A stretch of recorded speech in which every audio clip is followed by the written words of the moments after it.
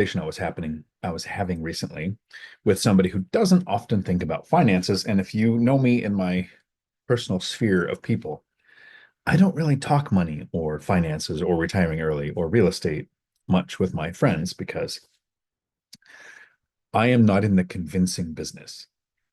So I didn't bring this up with my friend when we talked about invisible spending, and they just kind of casually dismissed it as, "Oh, I've heard of that. That's that thing where you have some subscriptions you might not be paying attention to." And that's accurate. There are actually people coming out with apps that say, this app will track your subscriptions and take care of the ones you're not using. If that's how much thought and consideration you put into invisible spending, I'm going to go through just a really quick list of other examples of invisible spending that are keeping most people poor. And this is going to be a nice short live stream. If you want your questions answered during the live stream, every Tuesday at 4 p.m. Pacific, I do live streams that last as long as the questions do. I didn't start investing until I was 40. I was a single parent with 3 kids, got laid off from law enforcement, found out about $89,000 in bad debt in my name I didn't know existed until the divorce. Started teaching at a CDL school making $17 an hour. Really dove into finances and put my money to work, invested for 12 years and retired in 2022 at the age of 52. And so I'm sharing that information with people. And these are some of the things that I had to take on, absorb, teach myself as an autodidact, going to YouTube University and learn things like invisible spending. So yeah, it's subscriptions. Pay attention to the ones you have, but how many email lists are you on? Right? There's a thing in advertising where we say, I ran a CDL school for the last 13 years before I retired. And in advertising, we say we need touch points, right? No touching customers, but we need to touch the customers virtually at least 3 times. Billboard, Facebook, geo-fenced ad, uh, flyer, job event, something, at least 3 times before we hit their radar, and they might consider using our services. So how many email lists are you on, and how many emails do you get? An example is I make a free binder course where people can learn how to get their tenants to ask them to raise the rent. And about once every 2 or 3 months, I'll send out an email with, hey, there's the next thing that's going on. But there are places that do 3 or 4 emails a week. How many touch points are you having because you're on email lists? This is a big mistake that a lot of people make, and I call this the swap meet theory.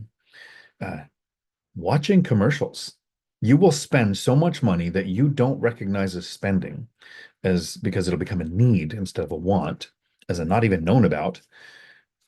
If you have streaming services, and I've seen people say, I'm not paying $3 a month to have Paramount Plus or Premium not show me commercials or not show me ads, and then they'll spend $1,500 a month on something that they don't need. And the swap meet theory is when you walk through a swap meet, you can have this experience. I have never seen that item before ever in my life, but I know I can't live without it. Commercials are put together with people with degrees in advertising, years in marketing experience, sound, tone, lighting, to get you to think how they want you to think. Do what you can to avoid commercials.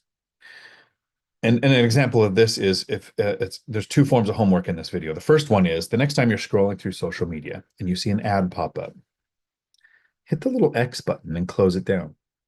Because when you see an ad, our brain doesn't register right real quick that it's an ad. Like the idea behind the commercial, the advertisement, is to keep your attention long enough for you to see that item enough for you to have the touch points to feel familiar with it, to know, like, and trust to spend your money. So your phone sees you're scrolling, but you stop.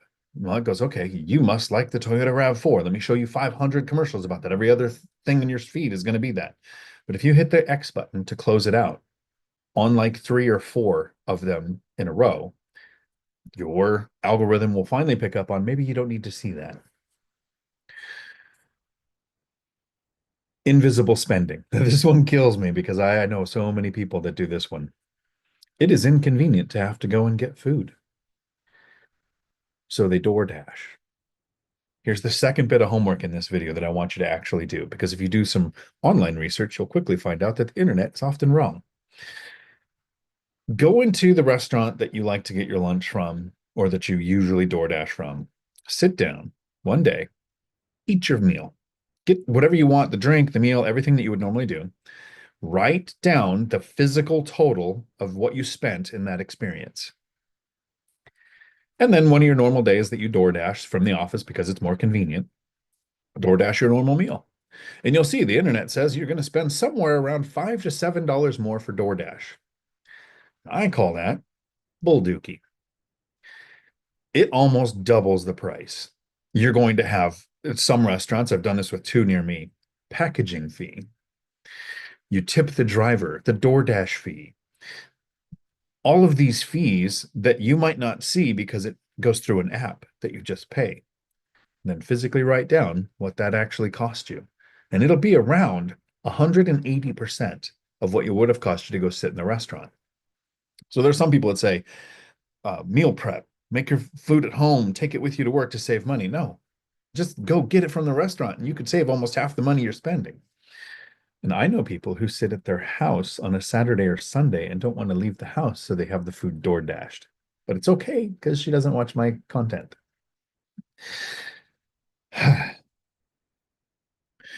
Here's some invisible shopping that kind of fits the people who watch my content.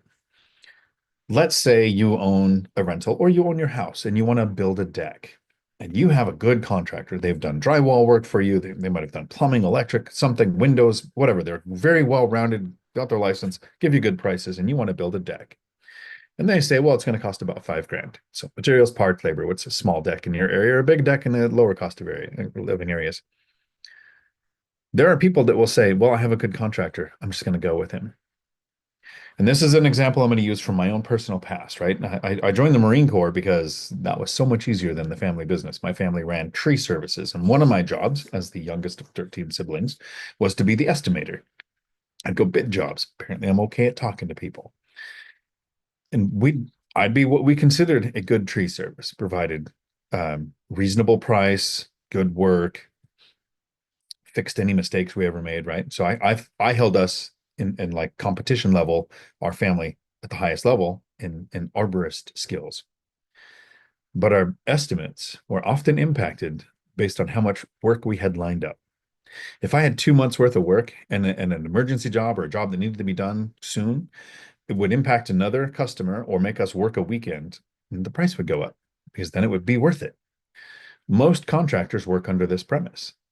So if you have a bunch of work lined up, your price is going to go up. If you don't have any work lined up and you want to eat next week, your price comes down. So if you're going to have something like a deck built, you should get a minimum of 3 bids. Minimum. And share the bids between them all. Let them, the contractors will be the first one to point out, oh, that's an inferior product. They're going to do something that they would not feel comfortable doing themselves. And if you want to save the money to do that, go ahead. But here's why: things you would never think of. So share the information. Multiple bids. And it always, this next item on the list, which breaks my little brain, which is not that hard to do. When people get a mortgage, right? If you're a home buyer, and yes, you can still buy a house. I have a friend in Washington, her daughter, 26, makes $20 an hour, just bought a house in Washington State because of a first-time home buyer program where they do a second loan for the down payment, cost her $500 out of pocket to buy this property. So she's buying a house now. Yes, it's probably going to be more than rent would be, but she's building equity. She wants that self-ownership. But no matter how much I tried to convince them, they just went with the first lender they talked to. If she has a deck built on her house, she's probably going to get 3 bids because, not her uncle, but Uncle Dion probably knows some things about getting good prices on a deck. But talking to 3 lenders, sharing their information to show each one what the cost to buy down the rate was, what their interest rate was, what their closing fees, what their everything related to that loan, she's going to go out of her way, if she has a deck built, to get the best price and good quality on a $5,000 deck. But she would not send a few emails to communicate with hundreds of thousands of dollars on the line over a 30-year commitment to get the best interest rate, the best rate to buy down the fees, buy down the rate. Lender shop, This is a big commitment, and you should definitely put in the 5 to 7 emails it takes to get a much better deal on your in mortgage rates. And this next one cracks me up because I fell prey to this forever as a truck driver, often being in places like stores to deliver. But impulse shopping. This is an invisible spending that most people don't recognize. And the average person in the United States spends about $1,800 a year that they didn't intend to spend because they see an ad, they buy it. They walk through a store to buy something and you're standing at the checkout and there's all those little things there that you know you don't need. But if you don't pick something up to look at it, you're probably going to have to talk to the person next to you and yuck. So the impulse shopping happens in the check stand. It happens in your feed. You're going to see a show you've never seen before and it looks interesting. It has the actors you like. It's in the genre that you like to watch, but you realize it's on a streaming service that you don't have. So since you saw the ad and you want to see that show, you impulse buy and you buy the thing instead of thinking, well, if I just went to Prime and I bought just that show, it'd be about the same as 2 months of this streaming service that I'm never going to use anything else on. There's ways to save money. So with this impulse shopping, there's a way to actually get pretty good deals. When you see something that you want, and I'll use Amazon as an example because I'm an Amazon junkie. Put it in the shopping cart on Amazon. A couple things will happen. One, leave it there for at least a day, maybe two.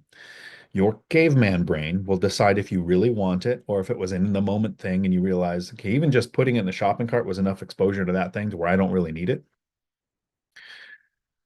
But since it's in your shopping cart and you didn't buy it, you'll probably get an email with a discount. And the example I use on this is every time I travel with Millennial Mike, I'll do the rental car. And that's because I'll go and I'll say, oh, well, he's about 19 and a half feet tall. So we can't get a compact car. We get something big. And go to Fox, go to Sixt, go to all the Hertz, their websites, not Travelocity, not Kayak, not Booking, but you actually go to the websites for the rental cars, book the days, look at the cars, put in their shopping cart if they have it, but just go to the website, logged into their website with your account, and don't rent anything. Within a day or two, you get 50, 70% off offers. And so the last time we went, I forget where this one was. I think this was either Gary? Yeah, it was Gary. $22 a day for a Jeep as a rental that started out in the 70s. Didn't impulse buy, didn't impulse shop, put it in the cart, got the deal because they're tracking who's looked at their stuff. They're talking about how many touch points do they have to get a hold of their customers. And if you've initiated the contact, that counts for like 3 touch points. How much are you spending that you didn't intend? That is what I call invisible spending. You don't even realize it. My friends that DoorDash, my friend that bought a house without talking to at least 3 lenders, tens of thousands a year spent on food that they didn't need to, hundreds of thousands spent on a mortgage that they could have improved. Is this why most people are broke? Is it why you're broke? Have an amazing 2025. Cody, thank you for the super chat. Much appreciated. We need to make a video. And then I will look at all of the comments after the video. But if you want your questions answered during a live every Tuesday, 4 p.m. Pacific, I will see you next week. Have a week full of amazing.